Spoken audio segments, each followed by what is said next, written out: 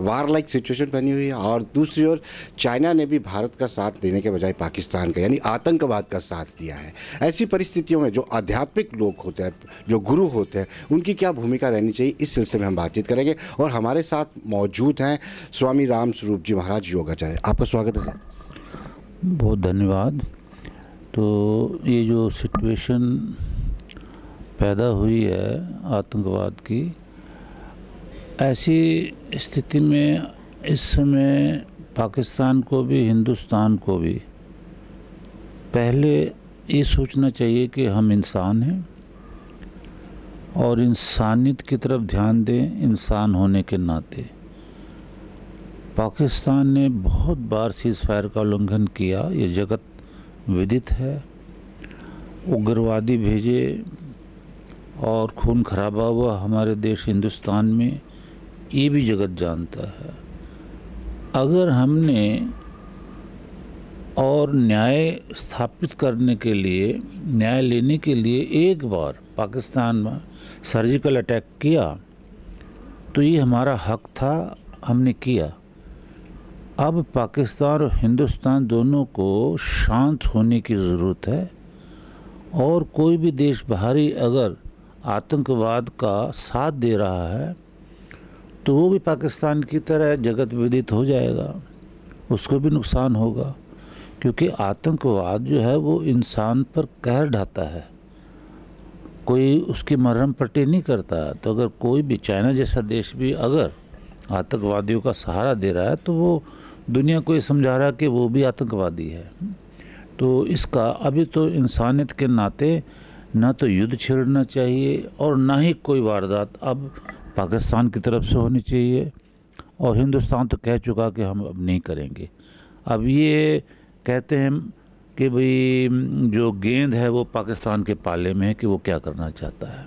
स्वामी जी, जो आध्यात्मिक लोग हैं, जो आध्यात्मिक गुरु हैं, जो रिलीजियस प्रीचर्स हैं, उनको इस वक्त क्या भूमिका निभानी चाहिए? क्योंकि कोई भी अफोर्ड नहीं कर सकता है, ना इंडिया ना पाकिस्तान, इवन कोई भी कंट्री युद्ध अफोर्ड नहीं कर सकती है। तो उनकी क्या भूमिका रहनी चाहिए?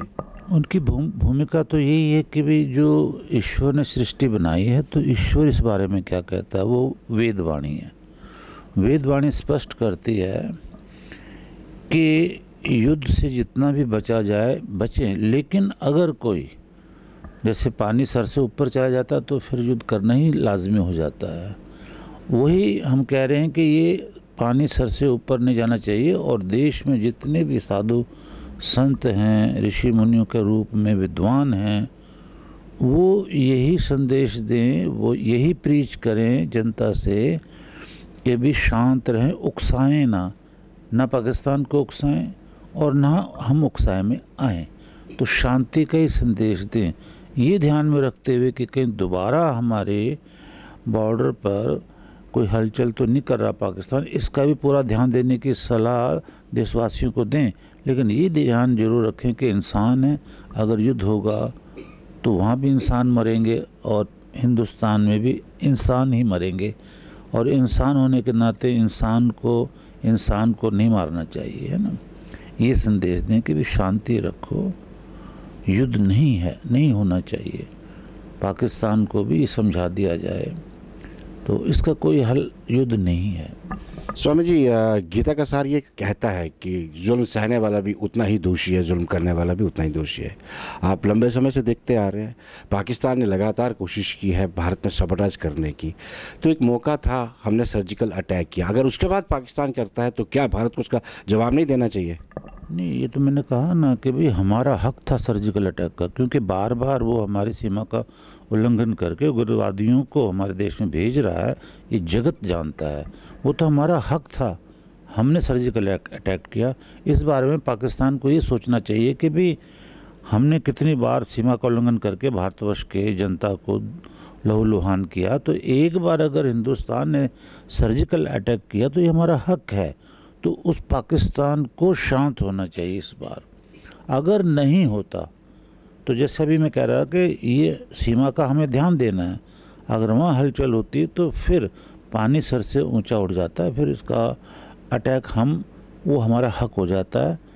हमें अपनी रक्षा के लिए अपने और जनता की जान माल की रक्षा के लिए, शांति स्थापित करने के लिए और फोर्स का सहारा लेना होता है। कोई भी शांति जो स्थापित होती है ना, वो शक्ति के द्वारा होती है। बातों से शांति कभी स्थापित नहीं होती।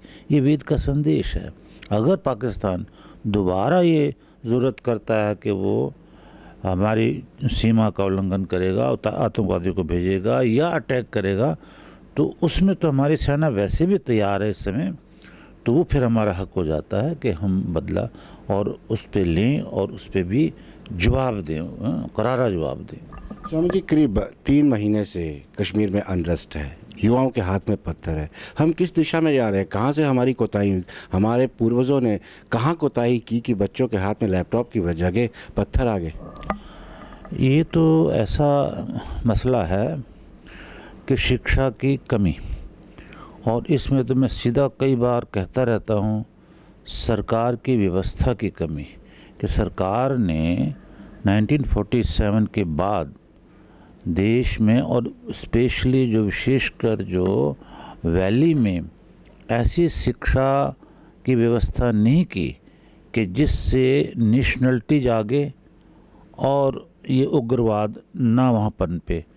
ऐसी शिक्षा की ज़रूरत है। आज भी अगर वो शिक्षा लागू होती है, जो वैदिक शिक्षा है, मज़हबी शिक्षा भी है, कि भाई खुदा भी कुरान शरीफ में कहता है कि मैं फसाद नहीं चाहता, तो ऐसी आध्यात्मिक शिक्षा और नेशनलिटी की शिक्षा की व्यवस्था अगर नहीं होएगी तो ये उग्रवाद और ये हाथ से मारे गए पत्थर रुकेंगे नहीं। क्योंकि कुछ अलगाववादी अपनी कुर्सी को बनाए रखने के लिए पैसे इकट्ठा करके उग्रवाद की आड़ में ऐश करने के लिए ये उग्रवाद को जीवित रखना चाहते हैं।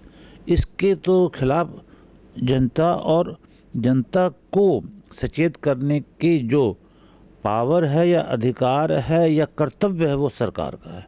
सरकार ऐसी व्यवस्था करे, ऐसी शिक्षा दे जिससे हमें नेशनलिटी जागे और ये उग्रवाद ख़त्म हो। स्वामी जी, एजुकेशन जो है डेवलपमेंट की नींव होती है, बेस होता है। और हमारे एजुकेशन नईम अख्तर को मिलिटेंट्स ने थ्रेट दिया है, क्योंकि उन्होंने कोशिश की, लगातार एक अटैम्प्ट किया कि जो एग्ज़ाम्स हैं 12th एंड 10th के, उसमें करीब 2,68,000 बच्चों ने बैठना है, उसको कराने की कोशिश की और आतंकी तंजीमों ने उनको धमकी दी है।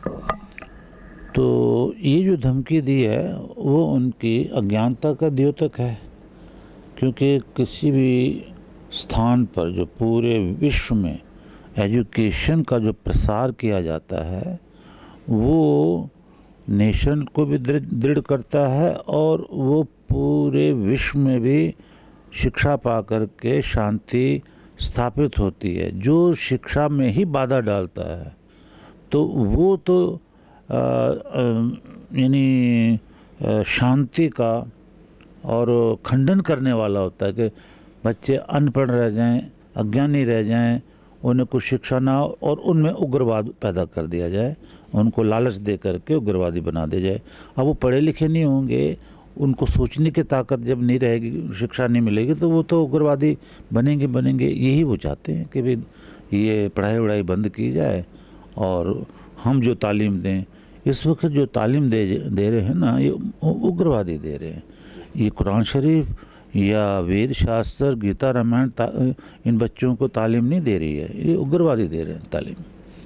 स्वामी बहुत बहुत शुक्रिया। तो दर्शकों, आपने देखा स्वामी राम स्वरूप जी महाराज, उनका ये कहना है कि साफ भी सर्जिकल अटैक को राइट बनता था, भारत ने वो सर्जिकल अटैक किया और आगे से ना पाकिस्तान को कुछ ऐसा कदम उठाना चाहिए, ना ही भारत को मानवता के आधार पर, ह्यूमैनिटेरियन ग्राउंड पर ये मान लेना चाहिए कि अब दोनों मुल्कों के बीच में अमन होना चाहिए और फासले कम होना चाहिए।